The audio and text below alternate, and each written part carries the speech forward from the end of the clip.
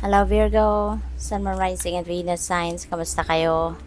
Sana po ay nasa mabuti kayong kalagayan. Welcome back po sa Star Tarot. Kung bago kayo rito, welcome din kayo. Thank you for your support. I truly appreciate it. God bless you all, Virgo. Paunang mensahe po ninyo ay serenity. Value quiet days with only the rustling leaves breaking the silence. Ayan, so Virgo, maybe this is what you need right now. Or baka ito yung gusto ninyo na ma-experience naman sa ngayon na magkaroon kayo ng serenity, tranquility, and peace. No? So, bigyan ninyo sa sarili ninyo. No? Balaton nyo na yan sa sarili ninyo. Give yourself time to unwind. No? Give yourself time na mapag-isa. No? Give yourself time para makapagpahinga. Okay? So, what else? We have listen, be alert, the soft chiming bells call to nearby fairies. Ayan. So, pakinig kayo no, sa inyong sarili, pakinggan ninyo yung inyong intuition, kasi guidance yan, no, ng Divine Universe, yung intuition natin. Diyan pumapasok yung gabay ng Divine Universe. Maaring meron kayong mga bagay na pinagdadasal, maaaring nagdadasal kayo then for enlightenment, 'di ba? Nagdadasal kayo for clarity. So, 'yun. No, pakinggan ninyo ang pakinggan ninyo yung bulong ng inyong intuition. Alright? Para magabayan kayo ng Divine Universe accordingly. We have opportunity. There's no use looking for luck. It arrives at an expected time. Ayan. So, dadating at dadating ang opportunity kasi hindi ibibigay sa'yo yung isang oportunidad kung hindi yan para sa'yo. Kaya kahit hindi mo hanapin, sadyang dadating yan. No? Because that is meant for you. Okay?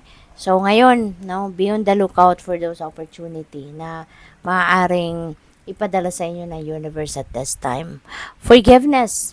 Ayan. So, magpapatawad na or handa na kayong magpatawad. Willing na kayong magpatawad, no? Maaari na ang iba sa inyo rito is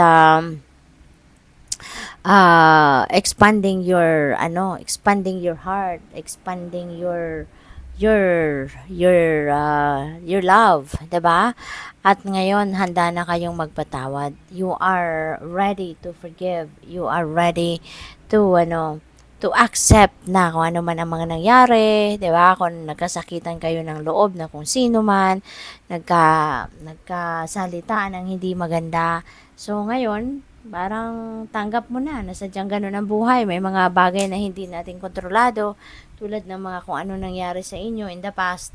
Kaya ngayon, mas gusto mo nang mag-forgive na kayo para mabunutan na kayo ng tinik sa dibdib. Gusto ninyong magpatawad na para mawala na yung bigat, no, sa inyong dibdib.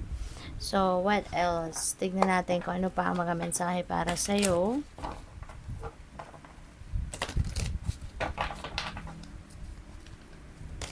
We have 3 of Pentacles. Ayan. So, you are taking action, no? You are taking action sa ngayon or baka ito yung kailangan mong gawin. Mag-take action na. So, depende sa inyong sitwasyon. But, si 3 of Pentacles, this is the beginning of your success. Kaya, kung hindi kayo mag-take action, wala, hindi natin mararating yung tagumpay, 'di ba? Kasi there is no progress, there's no success na makakamit, there's no development if we are not going to take action, 'di ba? So, maaring it's either panawagan ito sa iyo na mag-take action ka na kung meron kang mga ideas, meron kayong mga plano, 'di ba? Gawin mo na para magsimula ng gumulong kung ano man ang inyong mga plano.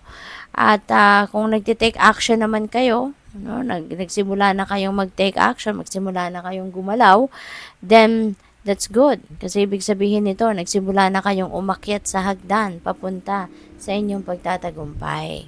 So, what else?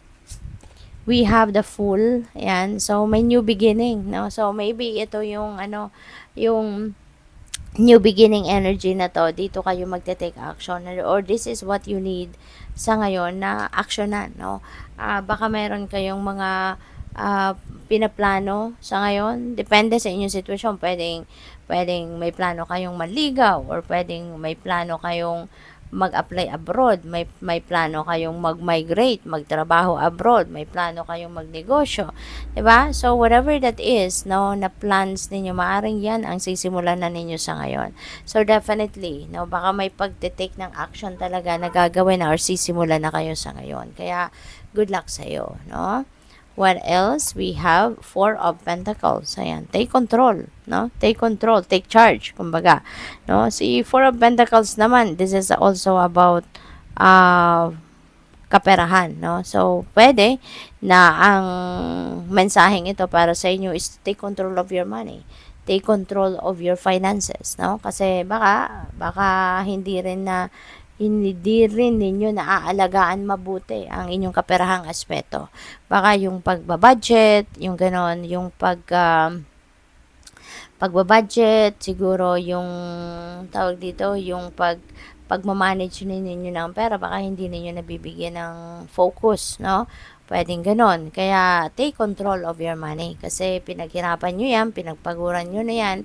So, alagaan ninyo mabuti, i-budget ng maayos, yung ganon. Okay?